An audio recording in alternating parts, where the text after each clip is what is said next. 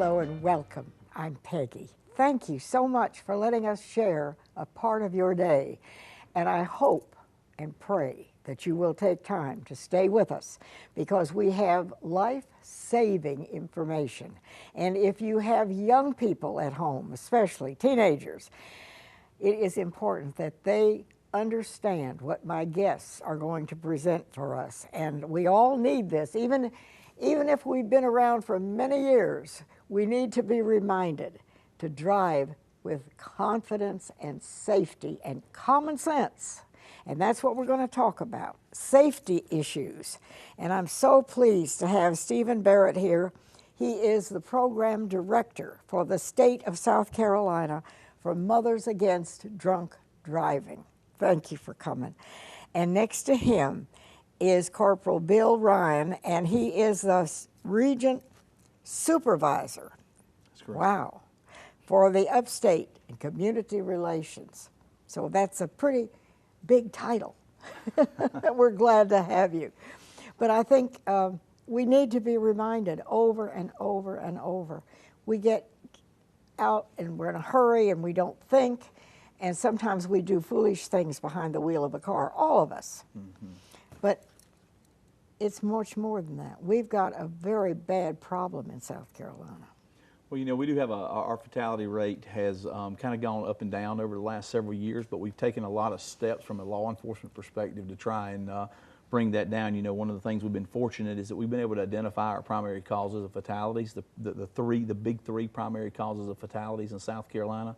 And we've taken the proper steps to address those. You know, DUI is our #1 killer in our state. Nearly 50% of those. Just think of that. Yeah, nearly 50% of the people who lose their life in the state of South Carolina, unfortunately, lose their life at the hands of either they themselves were drunk or under the influence, or somebody else was under the influence when they were involved in that accident.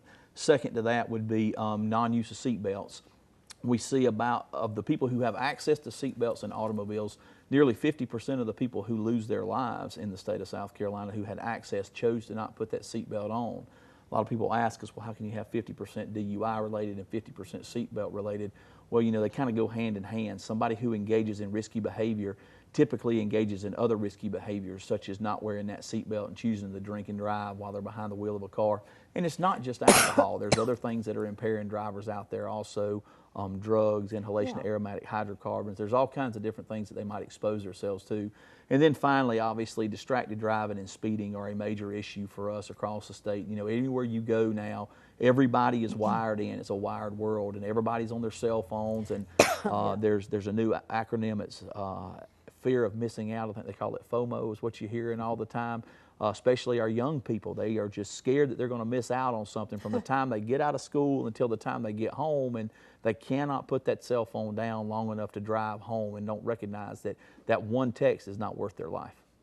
And it isn't only the teenagers. Oh, no, no. We see a lot of people talking on the phone and driving. Yeah, we were at an event today, and I was talking with a bunch of parents at the Guard Your Life Challenge out at the BMW Performance Center, and one of the things I talked to the parents about was the fact that when their young people begin to drive, when they turn out of that driveway and they leave, that for the first time in their life, they're experiencing freedom like they've never experienced. And what parents have to recognize and need to understand is you raise them in a way that you want to be able to trust them when they leave and they drive off in that car. But I tell parents all the time, they don't do what you say. Children never do what they say. They do what they see you do. So that's a real gut check for parents to sit back and think about, what am I doing as a parent when I'm operating a car? What are my children seeing which are going to generate the habits that they're probably going to take? Because, you know, as they say, doesn't matter where you were born in this world, it's the environmental effects that are around you that really have the biggest impact on your life. So parents need to be the greatest examples for their children if they want to be responsible drivers.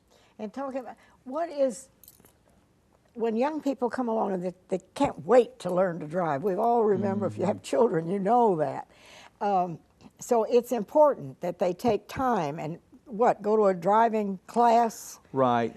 If they're going to get their driver's license prior to, I believe it's 17 years of age, they go through that process of having a permit and then a restricted license, and they have to have a regular license. Well, they're going to have to go through a driving school, but the driving schools are not enough. Too many parents, as I said to you before the show started, I see out there feel as soon as my child gets that license, I'm not going to be responsible for having to take them to football practice or baseball practice or dance or band or chorus, whatever it is that they're going to at that point in time.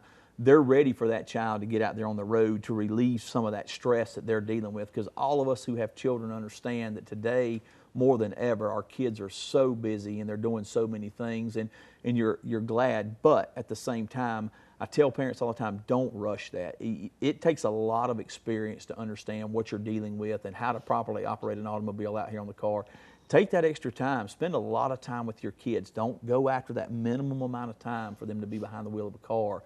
Take them out. Let them, get into an area where there's not a lot of traffic, or take them into parking lots where there's not going to be other people around or anybody they can hit, and give them that opportunity to drive more than just the few hours that they're required to drive prior to getting their driver's license. And you sit there with them. Absolutely. Be with them. You need to be there with them at all times. Yeah. Okay. Now tell us what's going on. Sure. So statewide.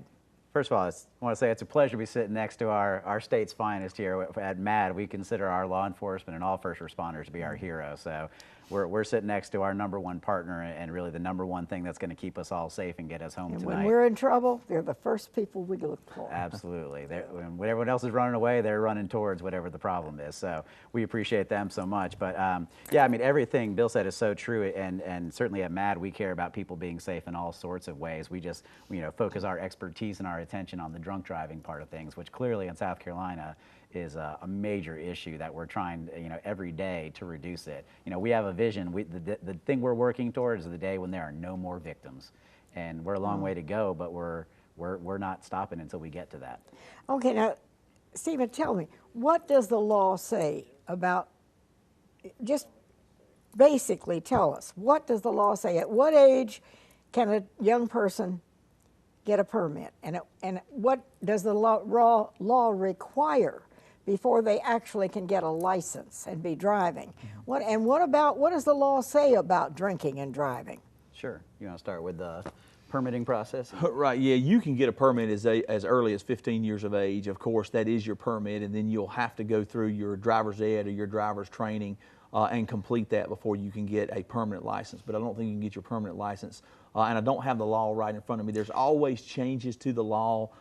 It may be 17 years old, but I believe it's still 16 years old when you get your permanent license. But it's easy. You can go online to the DMV, and it will explain specifically. But I do know you can get your permit as early as 15 years old now. But if you have a permit, you still have to have a required licensed driver with you. That is correct, and they have to be over the age of 21 years of age. That is with you. It cannot be another driver that's 17 years old with a license allowing you to operate that vehicle. And we have dangerous roads in South Carolina.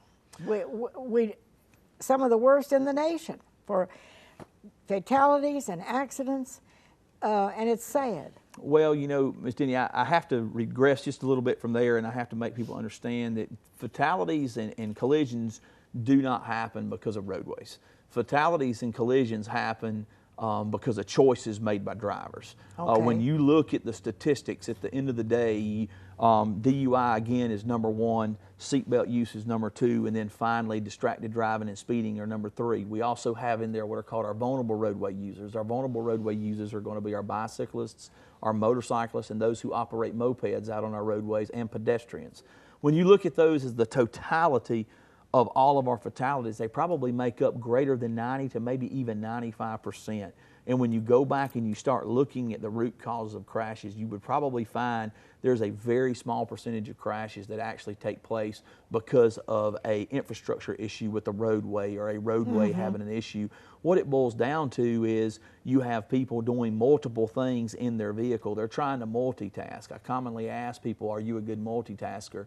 And they all say yes. So many people think they are, but the human body and the mind is only hardwired to do one thing at a time. You're not capable of doing numerous things at a time. When you get behind the wheel of a car, your only job that you have is to operate that vehicle. It's not to send a text message. It's not to adjust your radio. It's not to eat a cheeseburger. It's not to drink a glass of water.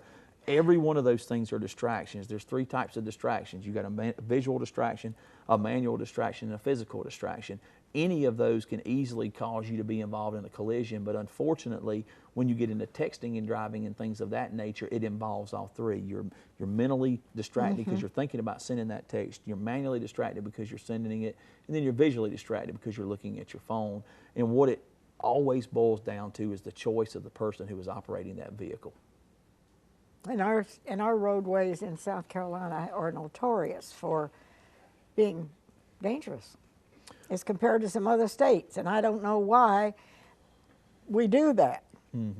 Yeah, certainly when it comes to drunk driving, we unfortunately, most years we're either worst in the nation or we're certainly in that worst group of 10, which is so frustrating because that translates to lives, and that translates to knocks on the doors of families whose lives are completely turned upside down, and those folks call us, we get to know them, and it's our honor and our pleasure to serve them. But I wish there was no more people who needed to call us. It will be for most people obviously the most devastating thing that happens to their family. And it can happen to anyone. It can. Yeah, there's no way to certainly protect yourself from someone else who's making incredibly bad decisions. Well, of course, our laws say you don't drink and get behind the wheel of a car, but that doesn't keep people from doing it. No, it's not going to keep people from doing it, but simply because we can make all the laws in the world, but the laws are not going to control what a person's choices are. A person has to make the right choice. You have to understand when you begin drinking alcohol, one of the very first things that happens is your judgment goes straight out the window. That's why so many of these collisions take place, because they go out, they don't plan ahead.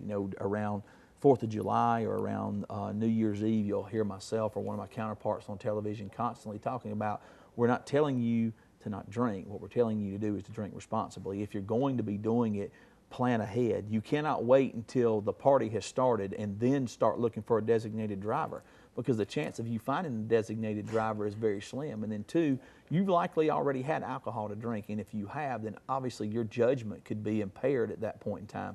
Again, that's why we call it impaired driving. If your judgment is impaired, then there's a great likelihood that you will simply think that I'm fine to drive, and you're going to get behind the wheel of a car and you're going to drive on your own. And they say, oh, I've just had a couple of drinks, I'm fine. We've all heard people say that. That's right. And even that much can cause you not to think or act in the right way. In an emergency situation, you need all your faculties working. That's exactly right. Yeah, it's a scary world out there. And I want you to, when we come back, we're going to go to a quick break. And when we come back, and we also have a phone number, and we want you to tell what you think people need to know for South Carolina, and of course that's Georgia and North Carolina and all. We all misbehave. Absolutely. We'll be right back.